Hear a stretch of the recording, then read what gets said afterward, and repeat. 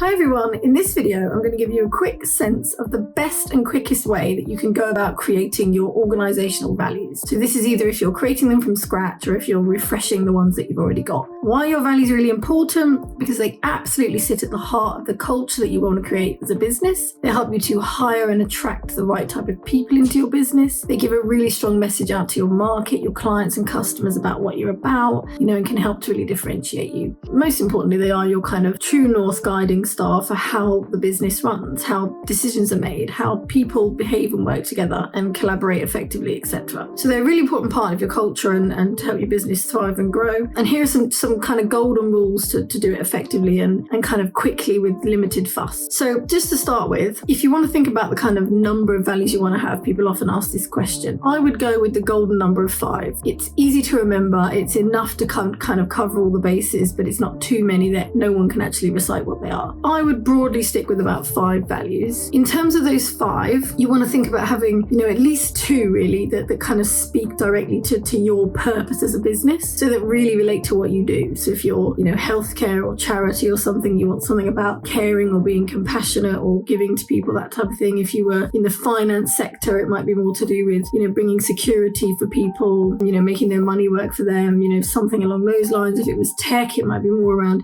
innovation or embracing digital or, something that obviously speaks to the very purpose of what you do. Then you want to have 2 or maybe your final 3 that really then speak to how you work together as a business. So those core ways of working that you really expect your employees and everyone who works in the business to adopt, that make you really what you are, that make you unique as a business. And then there might be something else, one more that speaks more broadly to the kind of impact you want to have on the world at large, whatever that might be. I'm just going to reel you off some examples here that might help. And if you look at different examples of values, lots of businesses have chosen to either have a word, it's more usual for them to actually now be writing things as a kind of a statement. So Google, for example, 3 of theirs. So the first one is focus on the user and all else will follow. So it's more of a statement that people can remember, but it's pretty unique to them. Fast is better than slow. Democracy on the web works. You can make money without doing evil. So Google's are all kind of slightly different, but they're statements. And if you look at Uber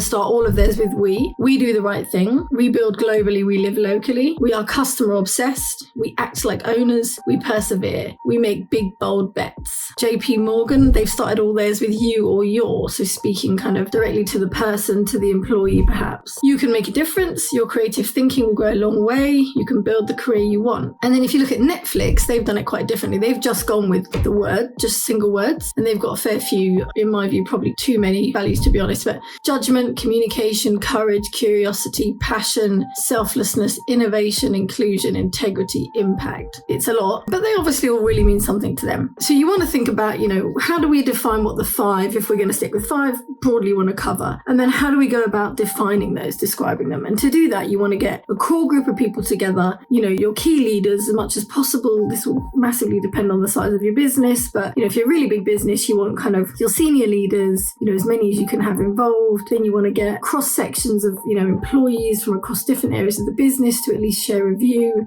probably start with some initial, a survey or some way of kind of gathering some data on, what are we really good at? Why did you want to work here? What are the things that we think make us stand out? How would you describe our purpose? And get some of that data to then work from as a kind of initial brainstorm. And then you could use, word clouds and that type of thing to kind of the people to almost circle which are the ones and the words and the statements that we feel most represent us. And then you kind of funnel down from there, working with a core group to define those. When you're really defining them, the most important thing is describing what they are in a way that means your employees can actually understand them. So for Netflix, for example, underneath each of these, they've got a proper description of what they mean, because you don't just want to write communication, courage. You want to say, what does that mean to us? It means, we are, etc. When we do this, it means we make decisions in this way. Really having that behavioral description. And then the most important next step after you've, described what they are is working through a proper communications campaign. Working with HR, working with external marketing, get your messaging out there to your clients and customers, get it all over your kind of external content and materials, your marketing materials. Internally, have it on display in the office, have it on people's screensavers, have it on people's footnote of their email, refer to it in key meetings,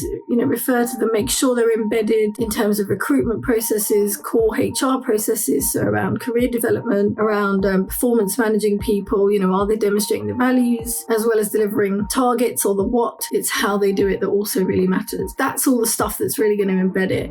And I would also spend some time actually doing some values training with your employees. So take them out of the business or, a couple of hours or something, really unpick each of the values with your employees. Ask them whether they fully understand them. Ask them to give examples of when they've displayed them in the working environment and what worked really well and what support they need to ensure they can continue to support them, to display them. So yeah, that's it. So, pick a number, start with some kind of data on what's really important to you as a business. Make sure you've got some which talk to your core purpose and some which talk about how you go about doing things. Don't forget they really are going to be helping you to build and maintain your culture. They're going to be giving the right message to your market, to your future talent. They should really be your guiding kind of light for how you operate as a business. And then once you've got them, really live by them and embed them in the business. Make sure you train people in them. Make sure you're talking about them and communicating them, all over the place, externally and internally. For more help of this kind, you can have a look at culturepal.com. And if you're going on a kind of significant change in the business and you want support with change, please take a look at changeproud.com. Thanks for watching. Please like and subscribe.